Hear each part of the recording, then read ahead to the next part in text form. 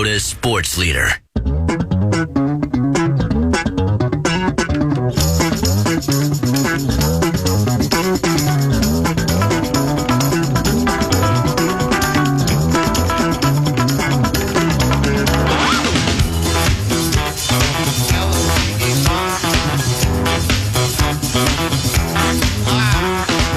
Russo Radio at the bottom of the 4 o'clock hour. I'm looking at a headline via ESPN.com. By the way, the name of this program, at least for now, is still Bumper to Bumper. Yeah. That could change. Mr. Fun used to call it when he filled in Fender to Fender. I remember it. Yeah. Which we could always do. Headline reads, ESPN.com, inside the NFL's gambling policy and uptick in violations. We've kind of been talking about sports gambling, proliferation thereof, because it was a week ago Sunday was the 5-year anniversary of the Supreme Court, U.S. Supreme Court, opening the door to sports gambling. And throughout the country, except for here, not going to get done this year. Pot is, I think Aug 1, not July 1, is the big date. I think that's what I saw, yep. So smoke them if you got them from that point forward. And I think you get, you can have isn't there like 2 pounds in each home? I haven't checked the particulars. 2 pounds of pot in each home. A chicken in every pot. Yeah, I think they're gonna leave, they're gonna go around and leave 2 pounds of pot right on your front doorstep as soon as it becomes legal. You're automatically guaranteed. That's part of the surplus. I mean, I would say, if you're going to open up a shop, that's a good way to get the product in the hands of some people. That's what they say. Potential customers. ESPN.com guy notes that as opportunities grow, so does the potential for violations. 7 NFL players and at least 1 assistant coach and an undisclosed number of team employees have been found to have violated the league's gambling policy in the past 5 years. And apparently, there's a reportage in this story that would seem to indicate that there could be more coming. Several more shoes might be dropping, and that's the backdrop for something that I spent a little bit of time on yesterday on sermons. That just doesn't. I'm trying to understand exactly what the various major sports are, what they're trying to do. I don't know if you saw this note from Florio that apparently, and he's actually quoting Adam Schefter. Schefter had the item, and then it was Florio kind of commenting on it. And apparently, on the first day of NFLPA rookie events in LA, the top 4 drafted QBs attended instead a lunch at the home of Michael Rubin. Do you know who Michael Rubin is? I've heard the name. Why? He's Fanatics CEO. There you go. Along with Tom Brady, Travis Scott, and Rubin to discuss entrepreneurship and brand building. And as Florio points out, Rubin's mega company, Fanatics, just bought the American operations of the PointsBet Sportsbook. Fanatics hopes to be operating sportsbooks in 15 to 20 states by the start of football season. So there is something a little bit weird, is there not, of hang out at gambling mogul's house, but he better be careful about paying attention to whatever rules we have in place here. I don't know where. I know the firewall's gone. Okay, I get that. But aren't there some messages that you kind of want to convey and deliver that would say, maybe we don't want our top 4 guys hanging out at this betting mogul, this multi-billionaire's house, when, we're reporting fairly breathlessly almost every week now, somebody else is getting caught doing the wrong thing. There's another betting scandal.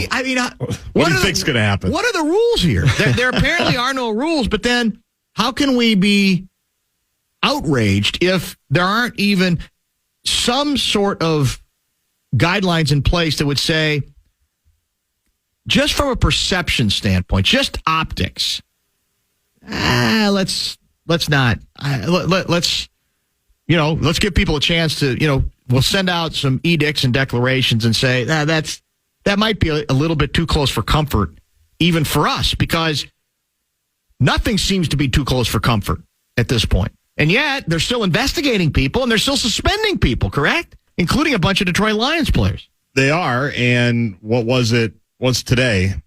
Pro Football Talk had another note. I think ESPN had the note, like you said, that they're investigating a whole new wave of more violations, maybe with the gambling policy. Exactly. So it seems like there's some growing pains with these two worlds colliding.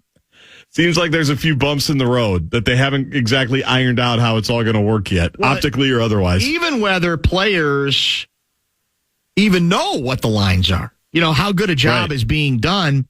It used to be that was, at least in the case of spring training.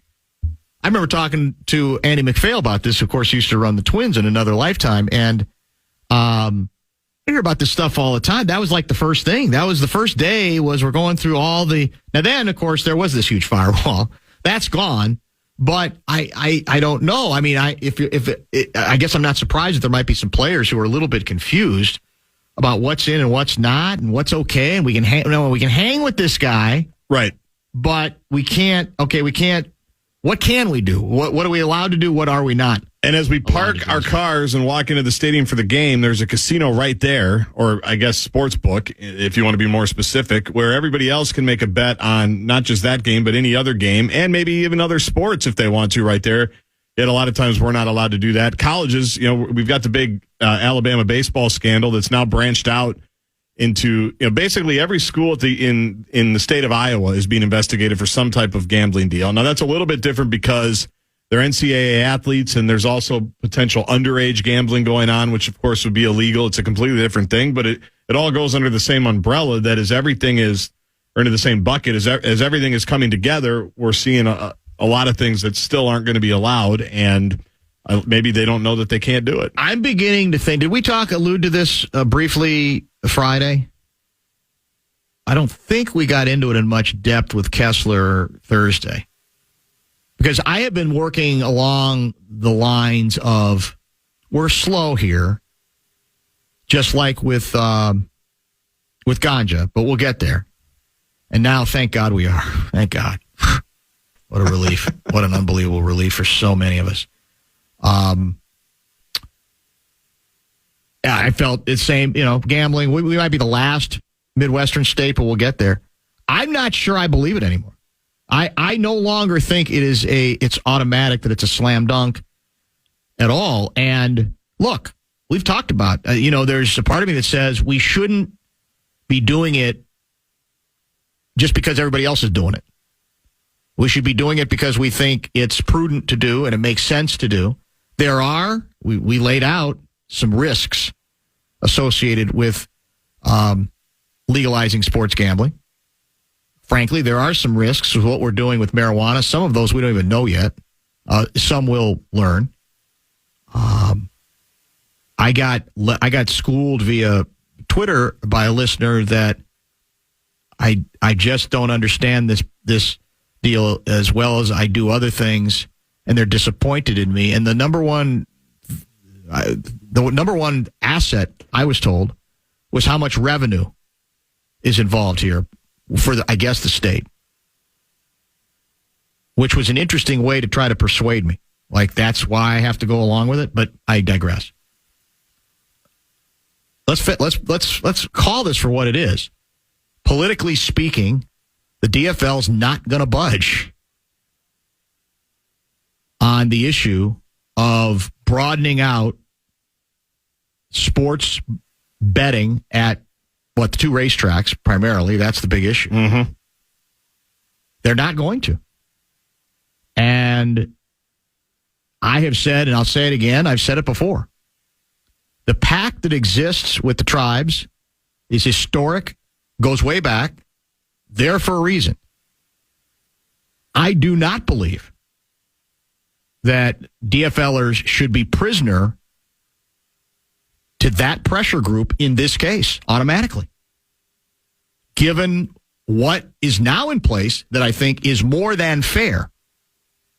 And we've laid out before, there is nothing in that agreement, that historic agreement with the tribes, that obligates the state of Minnesota to make, I guess you could say peace with those tribes that are involved with, the other forms of gambling that now exist in the state. I don't believe it should, that should have to carry the day, but politically speaking, there's not enough DFLers who are willing to cross that line. And some of them I'm sure will say, because I don't think we should. But let's not be foolish here. Others are doing it because there are great interests here. There's great power involved in that. And I've always felt that there should be a place for others to come to the table for this specific form of gambling. When you buy the notion that if you open this up, that all other forms of gambling are going to suffer, and I don't think enough. I just don't. So to me, I think there's a chance it ain't going to happen here. Now, interestingly, I mean, the DFL has control of the House Senate anyway, but it was too close in one chamber, I guess, even there for there to be agreement. We'll have to talk to Kessler more about that. But I don't think anymore I feel like it's automatic. Do you? I mean, I think it will happen. I just can't say it's going to be any time in our lifetime. Yeah, I mean, in the next few years, it just doesn't seem like they've got enough, and they can't figure out that, like you said, important piece. And people have to stop saying, well, that's part of the original. This has nothing to do. One thing does not obligate the state. In another case, this fan.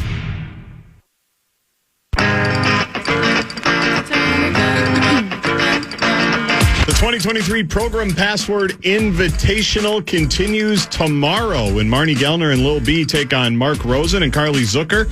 That's at 1:30 tomorrow. You can listen to all the action on the Fan and watch the action live at KFAN.com/watch.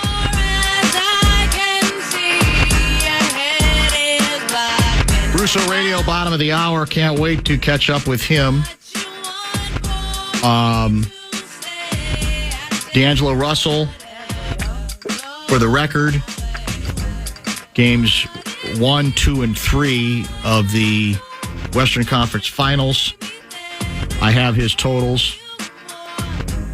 8 made field goals, 27 attempts, and that includes 2 for 14 from three-point land.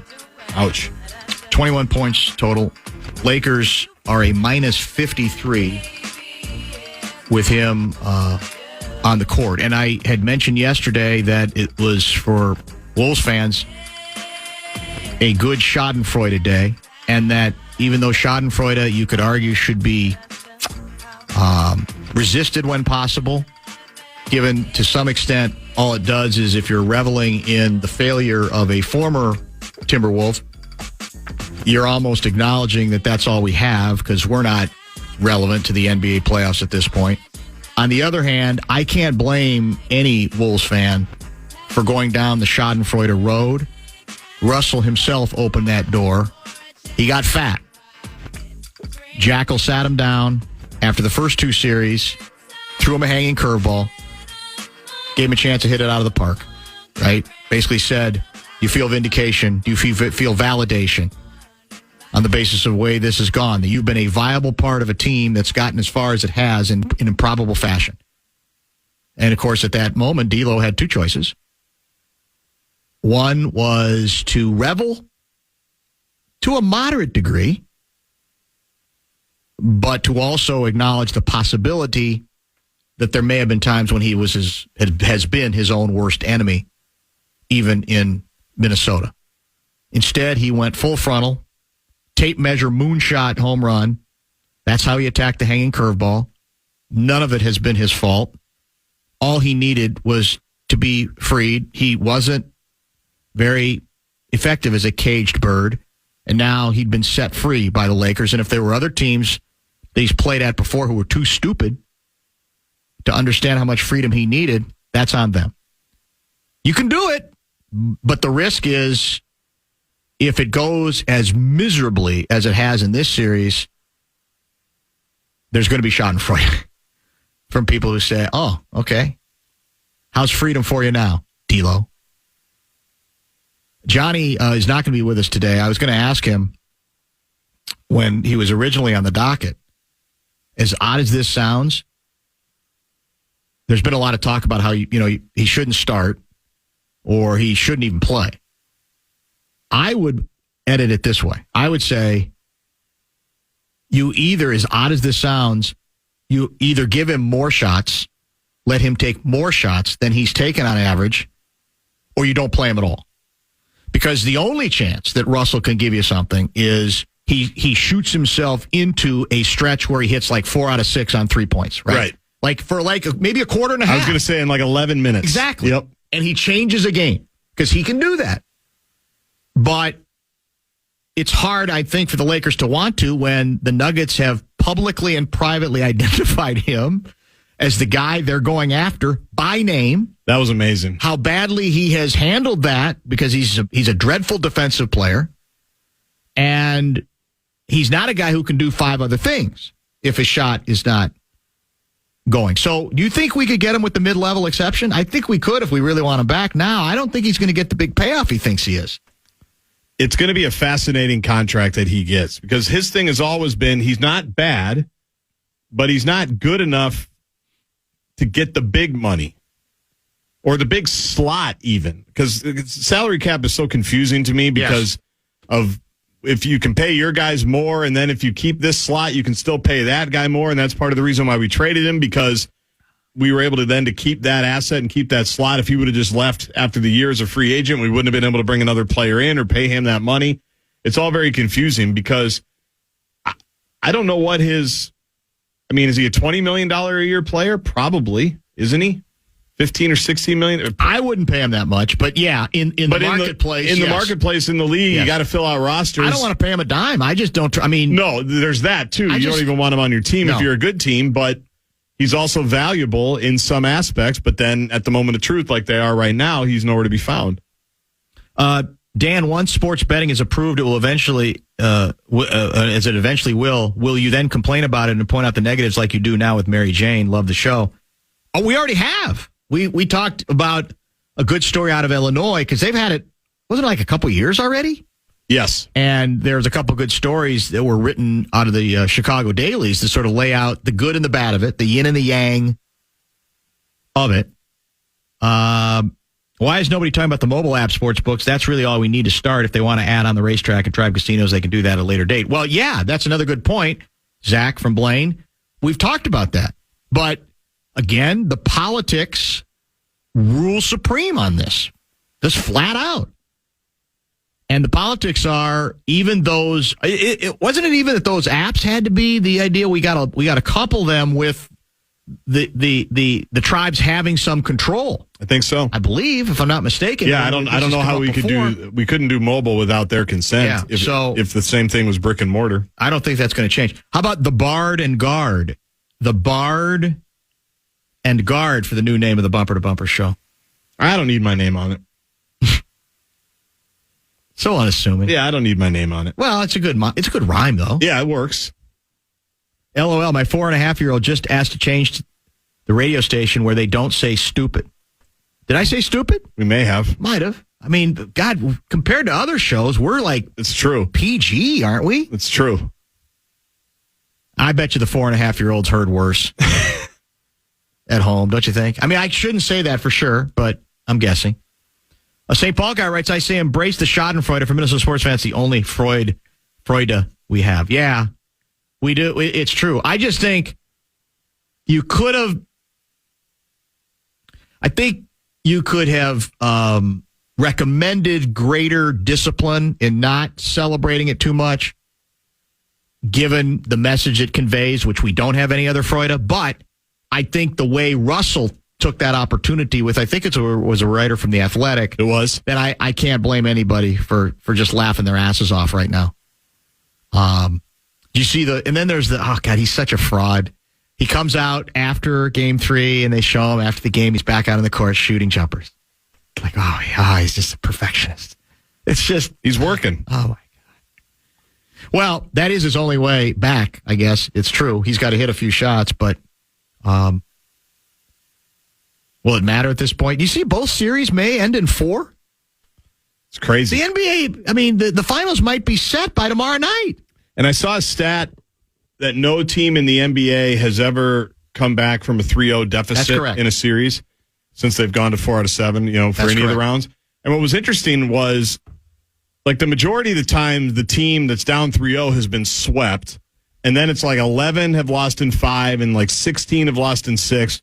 I'm like, that's interesting. Then I got to thinking, well, obviously, most of the time when a team is down 3-0, it's because they're not as good as the other team. Like, you don't see this in the conference finals very often. That's it. That's what's making it amazing. And so usually it's because it's a team overmatched and they can't even get the one game, so they just get swept out in 4, and that's what it is. It's going to be, I mean, I'm looking forward to it. If it's Nuggets and Heat, it's going to be a fascinating finals. I think it's going to be fun. It's going to be interesting. I think it's... And I'm sick of watching the Celtics, honestly. I think only 3 times in history there has been a team that's taken it to a Game 7 down 3-0. 3 times. But obviously never been able to win that last one.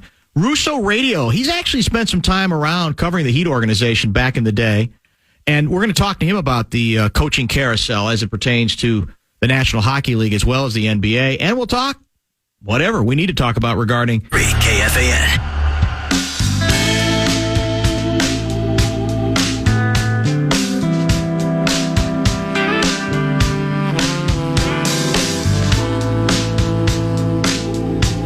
Russo Radio brought to you by Ovo, LASIK, and Lens. Joins us via the Connecticut Water Systems hotline. First time we've caught up with Russo in a bit, I think, since the Minnesota Wild were eliminated, which feels like another lifetime ago. And I got an interesting text, a rather snarky one.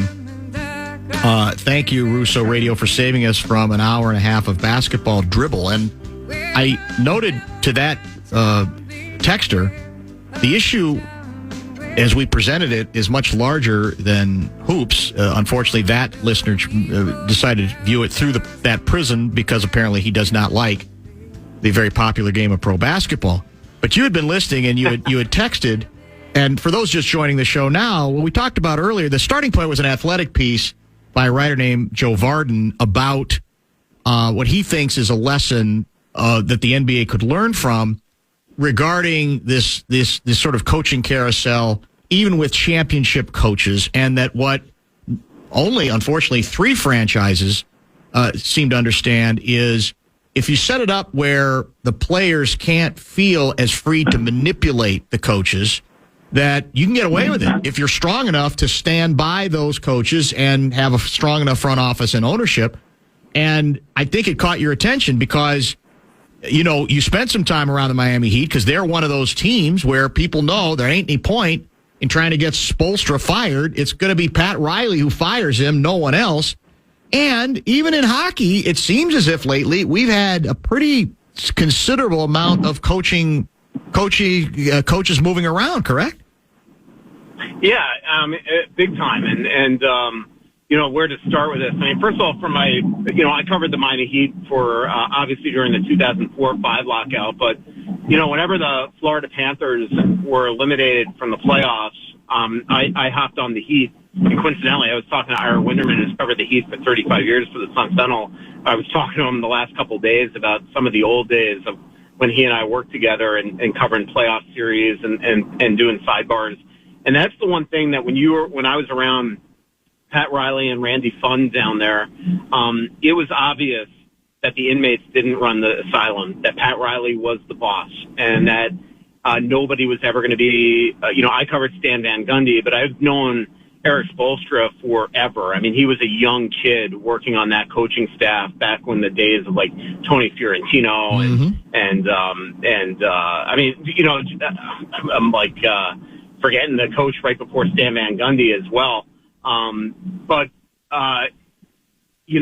It just to me was so clear that nobody was ever going to get in front of them from a player standpoint. And I think that is the concern that I have that is starting to happen in hockey. I mean, hockey has always had a coaching carousel, but of late we are seeing GMs meet with the players.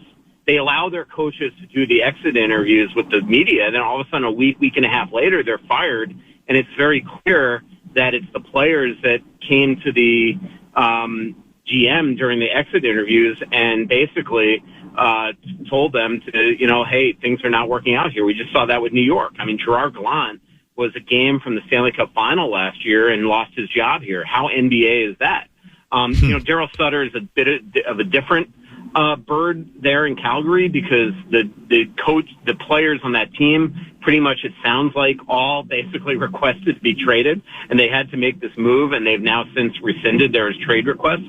So that one was where it wasn't just one or two big players.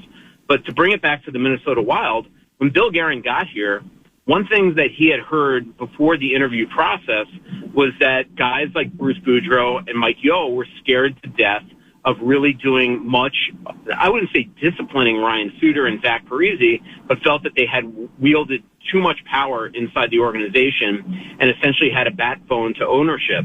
And the first thing that Bill Guerin did in Minnesota was sort of end that phone, where they didn't have now the license where they felt like that, anything, especially Ryan, could go to the owner with that.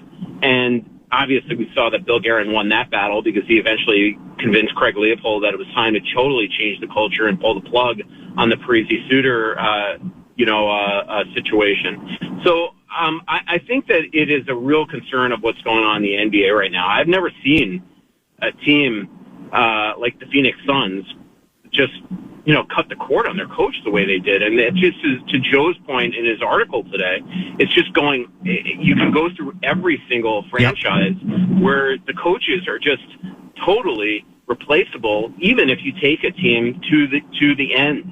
There's only 3 or 4 coaches in all of the NBA that have any sort of pedigree where they're just, that they're not going anywhere.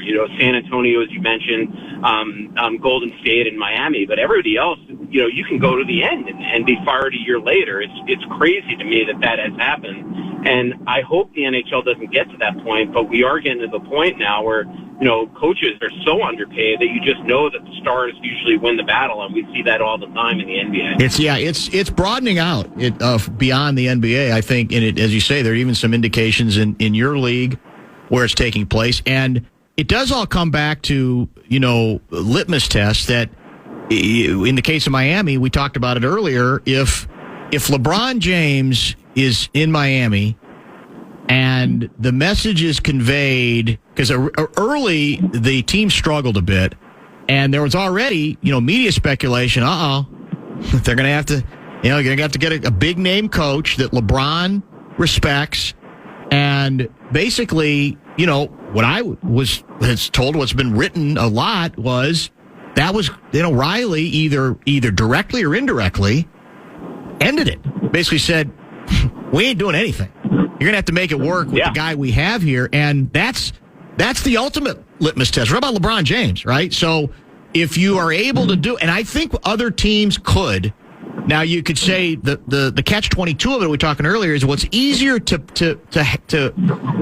apply the hammer if you got a great deal of success, and Riley embodies success. Popovich embodies success, right? The Golden State Warriors now do as well with Steve Kerr.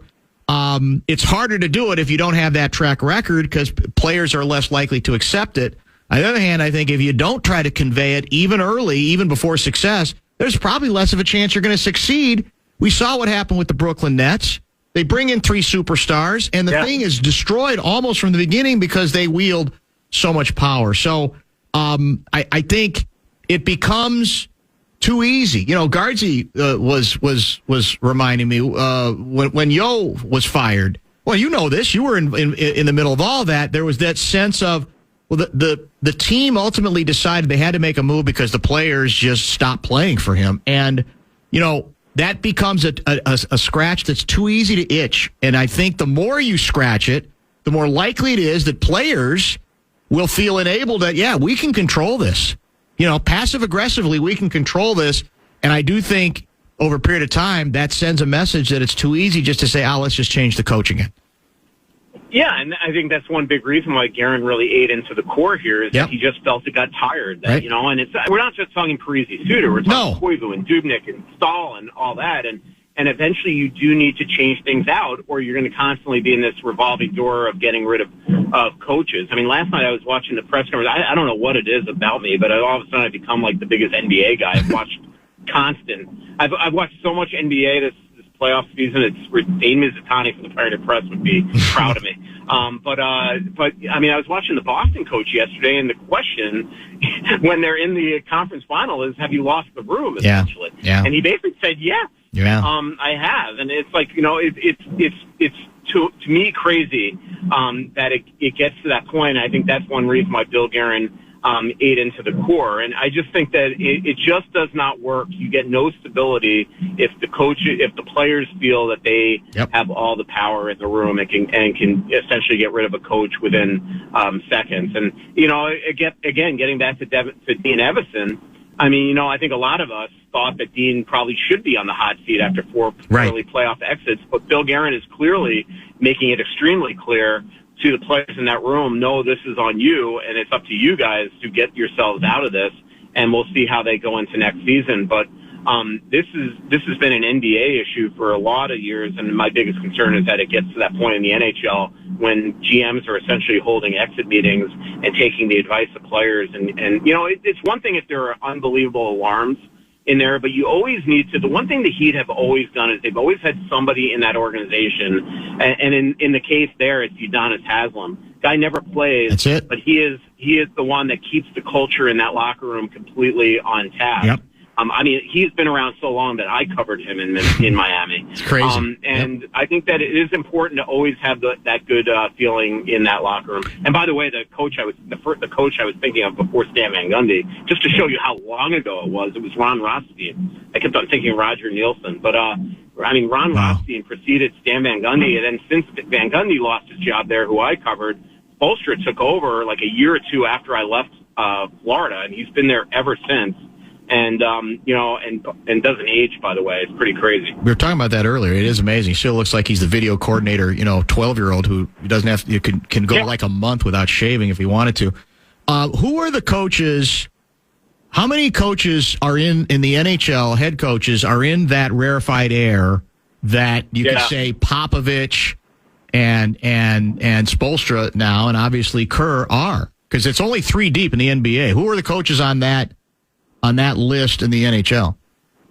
Yeah, John Cooper in Tampa Bay and Mike Sullivan in Pittsburgh. And we saw it just now. I mean, in Pittsburgh, Ron Hextall, and by all accounts, was not getting along with Mike Sullivan. And Ron had been there 2 years and about a month. Remember, he was a finalist for the Wild GM job when Bill Guerin took over in 2019, and he eventually left LA, goes to Pittsburgh, and lost his job within 2 years, and Mike Sullivan is still in place. So now, unless Kyle Dubas goes to Pittsburgh and decides to blow things up, it looks like Mike Sullivan is just going to continue to be there for, obviously he's won cups. But John Cooper is the guy right now in Tampa Bay. He's been there for a long, long time. Conference finals, Stanley Cup finals, and is somebody that when he loses his job in Tampa, I mean, that guy's going to coach for another 25, 30 years in the NHL if he wants to, whether it's in Tampa Bay or elsewhere. Trust me, if he ever loses his job in Tampa Bay, if he wants to, he'll have another job within the hour. Russo Radio joining us on the Fan.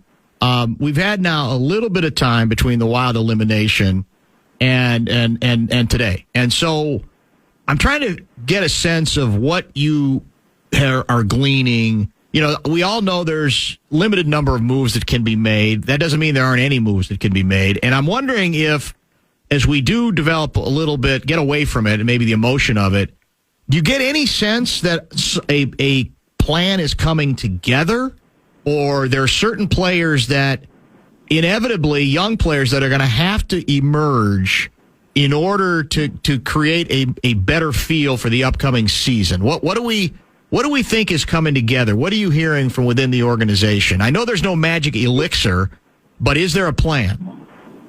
No, I mean, the one thing the New York Post has reported in the last 24 hours is that the NHLPA, under new executive director Marty Walsh and the NHL, are going to meet and try to figure out a way to add some more cap space next year. That's got to be music to the ears of Bill Guerin if that's the case, because as we know, they only have about $8.1 million worth of cap space right now going into the season, barring any trades, guys like Goligoski and things like that. If the cap can go up $3.5–4 million, that'll definitely help things out from a Minnesota Wild standpoint. If that does not happen, I don't expect huge moves this offseason. Now, if things go awry with the Philip Gustafson contract negotiations, obviously they can move him, and then they're going to have to go out and replace him in some capacity for a goaltender. But I don't think they're going to suddenly magically find a number one center. The cap space is finite for this organization, as Bill Guerin made it extremely clear in the postseason press conference. So right now things are extremely quiet. They just had their retreat where, Craig Leopold and Matt Maka and Jeff Pellegrin, their CFO, and Bill Guerin and Chris O'Hearn meet and really discuss, the upcoming plan for the season, both from a business standpoint and a budget standpoint, on all ends of the organization. And then now it's going to be pro meetings, and then amateur meetings to get ready for the draft in Nashville later next month. And then free agency, which could be the quietest free agency in the history of this organization. But right now it is extremely quiet. They're trying to dig into the Philip Gustafson contract negotiations. It is not going to be easy. I don't sense that they're getting any closer to a deal. And again, there's only so much money that they can give him. And the one thing that I'd be careful of if I was the Minnesota Wild is giving him too much term and too much money. Too much term from a standpoint that they have Jesper Wallstedt, who they do still believe is their goalie in the future in the minors. So you can't just go out and give Philip 5 years at $3.5–4 million. And two, money. Is he a one-hit wonder? He had a great regular season, but he didn't play a ton of games, and he flopped in the playoffs after game one. And that's just a reality. He admitted it himself. So you got to be careful with how much you give him. And this is a league right now where, obviously Sergei Bobrovsky is back to being the old Bob. But look at the incredible goaltenders that are out in the first round or the second round, whether it's Shesterkin or Vasilevsky or Hellebuck. And it's just over and over again, the star goalies that make a ton of money are out. And yet guy like Adin Hill, who last year I did these goalie cheers for the Athletic, was number 30 out of 32. That's how bad experts around the league figured he was as a goaltender. He's now 2 wins from being in the Stanley Cup final. So if you're the Minnesota Wild and you look at that as a template, you could say to yourself, if you're Bill Guerin, are we really going to blow our brains out here and give this guy $3.5–4 million when maybe we trade him, try to get a top 6 center or another player, and go and replace him with $1.5 million–2 million goalie? Obviously this is conjecture. The Wild's motivation is to still re-sign him. But, again, I think that there has to be a point in the contract negotiations where you just say, we're not going any higher than this, both in term and money. And if that's the case at the draft, if he's not signed by then, get ready for some potential fireworks. We're chatting with Russo Radio. I want to get to a little Stanley Cup action because I know you're about to pick up a lot of the coverage the rest of the way. Yeah. In just a minute. Is there, we say there's only so many moves they can make, but is there any part of you that says they could, if they really want to be bold and perhaps risky, they could consider just trading, shaking up even the base of this team, just for the sake of saying we need to change the look of it again? Do you think and I don't know who that would be, you could identify who that could be, and does that make any sense, or is that just making a move to make a move? No, I think that is something. To me, this is to the press conference that Bill Guerin had. What would concern me if I was the fan base and even inside the organization is that he essentially said that the next 2 years are going to be very tough for them to be a true contender until this buyout money is gone. So if you are going to just roll this back, you're basically saying that we're comfortable losing in the first round again, that's right. Or maybe even not making the playoffs. And so, do you really just come back with the same team minus, say, a Kalen Addison or a Alex Goligoski or something like that, and make very few moves other than maybe re-signing Ryan Reeves or using that money elsewhere? It just feels like I get no impression that we're going to just suddenly wake up tomorrow and find a core player traded. But I do think that's the only way to make this team, quote, different next year. And so, look, Jared Spurgeon and Jonas Brodin are going nowhere. They had very mediocre playoffs, to be kind.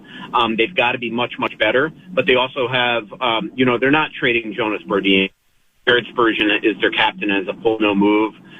He's not going anywhere. I can't imagine. But, guys like Matt Zuccarello and Ryan Hartman and Marcus Foligno are all entering the final years of their contracts. And if next season goes upside down and pear-shaped, you're probably going to consider trading them at the trade deadline. Now, Matt Zuccarello is an extremely important piece to this organization for one obvious reason. They've got to keep Kirill Kaprizov happy. And if healthy, and we found out after the fact that he wasn't healthy in the playoffs, and maybe a lot of the second half, who knows, he is still a game breaker that they've got to figure out a way to cut down his minutes because he played too much last year for a 35-year-old. Ryan Hartman at $1.7 million, to me, it would be absolutely foolish to trade him. He's just too much of a bargain for what he brings them if he elevates his play from what was this past season. And I think that we have to look at the shoulder injury that he had in the first month of the season and say that affected him the entire first half. And if you remember the second half, he was much, much better. Foligno is the one guy that I don't get any impression that Bill Guerin has the appetite to move him, but I would consider it because it's $3.1 million that you can move. He's at an age where I've got to think a lot of teams will want him. And again, if next year is going to go awry to this organization, you're probably trading him anyway. And if you move him, you could always say to him, "Hey, we love you, buddy, but let's maybe consider coming back next year." In the off season as a free agent when we have a little more money to play with. So he's the one guy I still wonder if Bill Guerin starts to get calls on him, if he would consider moving him. And then if you're Bill Guerin, you have to weigh, could you get more for him in the off season at the draft, or you can get more for him at the trade deadline when teams might be willing to flip a first round pick for him or something like that. So, but in terms of moves, they much from a core perspective that would move the needle other than maybe Foligno. I got a minute left. The Hurricanes and Stars are both down 0-2. Which team down 0-2 is in bigger trouble? I would say Carolina. Florida's they're going home. Yeah. We're Dallas going home.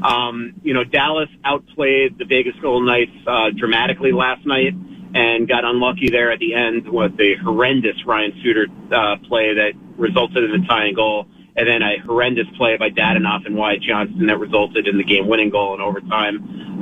But they're going home, and they're a different team. They feel looks like at home ice. They also have Jake Ottinger. For Carolina right now, it just feels like they lack that game breaker. They got to the third round of the playoffs despite the fact that they were missing Teravainen, Svechnikov, and Pacioretty. Teravainen's back in the lineup, but Svechnikov and Pacioretty are goal scorers, and right now they lack that pop. And so I really put them in a position. And Bobrovsky's playing just out of his mind right now. So I'm looking forward to getting down to Florida tomorrow and covering that, and then I'll be on the rest of the way during the Stanley Cup Final as well. So, I fully expect the Florida Panthers and the Miami Heat, 2 8 seeds, to be in their respective finals at the exact same time. We will keep in touch as you get into the coverage. Thanks, my friend. Great stuff as always.